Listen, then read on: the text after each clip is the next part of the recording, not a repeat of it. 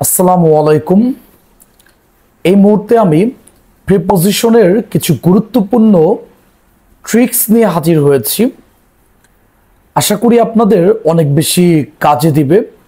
So let's get started the topic. আপনারা দেখছেন যে এখানে আমরা কি কি টপিক নিয়ে এসেছি। টু ভার্সেস টুয়ার্ডস, অর্থাৎ কোথায় টু হবে আর কোথায় টুয়ার্ডস হবে। একদম সোজা সাপটা আমি কিছু লিখে দিয়েছি, আপনারা দেখলেই বুঝতে পারবেন। এই টুটা বসবে কখন? টু বসবে হচ্ছে যখন নির্দিষ্ট জায়গা হবে, যখন আপনি দেখবেন আপনার গন্তব্যটা একেবারে ফিক্সড, ওখানেই আপনি যাবেন, সেখানে আমরা টু বসাবো।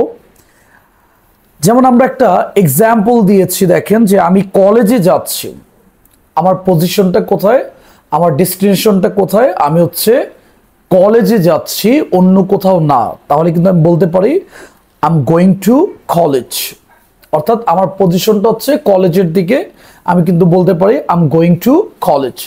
এখন আমি যদি বলি যে আমি মার্কেটে যাচ্ছি, তাহলে ইংলিশটা কি হবে? I am going to market.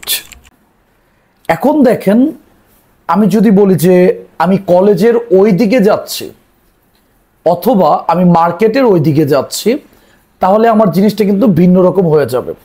তাহলে দেখেন, আমি বললাম যে আমি কলেজের দিকে যাচ্ছি, তাহলে সেটা আমি কিভাবে বলবো? যে I am going towards the college, অর্থাৎ আমি হচ্ছে কলেজের দিকে যাচ্ছি, I am going towards the college. এখন আমি যদি বলি যে আমি বাজারের দিকে যাচ্ছি, তাহলে আমার ইংলিশটা কি হবে?